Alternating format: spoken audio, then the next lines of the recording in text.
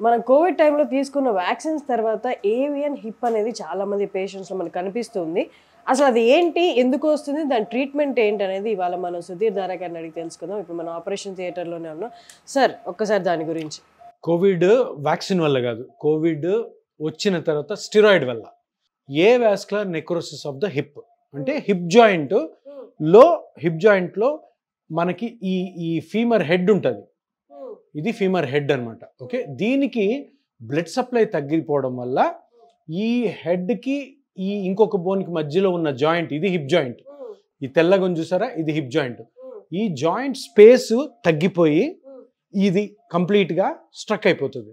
అంటే ఈ హిప్ మడచలేరు, తిప్పలేరు, నడకలో కూడా ఇబ్బంది వస్తుంది, హిప్ జాయింట్లో పెయిన్ వస్తుంది అనమాట. జాయింట్ ఉంది, కనపడుతుంది తెల్లగా, ఇది జాయింట్. ఇది సో ఇక్కడ జాయింట్ ఉంది కాబట్టి ఈ హెడ్ కూడా పర్వాలేదు, అంటే దీనికి కూడా ఏవియన్ వచ్చింది కానీ అంత డ్యామేజ్ కాలేదు కాబట్టి ఇది ఈ రైట్ సైడ్ అంత పెయిన్ లేదు. ఇప్పుడు లెఫ్ట్ సైడ్ ఈయనకి చాలా ఎక్కువ డ్యామేజ్ అయింది. ఇప్పుడు లెఫ్ట్ సైడ్ చూపిస్తాను. ఇప్పుడు లెఫ్ట్ చూసారా, ఈ హెడ్ చూసారా, ఇంతకుముందు చూసిన దానికి ఇప్పుడు దానికి, దీనికి బ్లడ్ సప్లై తగ్గిపోవడం వల్ల ఇదంతా కూడా డిస్ట్రాయ్ అయింది.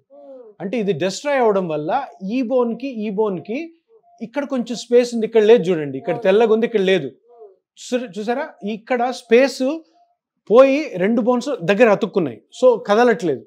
సో మనము ఇప్పుడు ప్లాస్మా థెరపీ ద్వారా ఈ జాయింట్లో గల గుజ్జును కానీ పెంచామనుకోండి, పెంచితే ఇప్పుడు ఆ స్పేస్ ఫామ్ అయ్యి మళ్ళీ ఫ్రీ అవుతుంది అన్నమాట.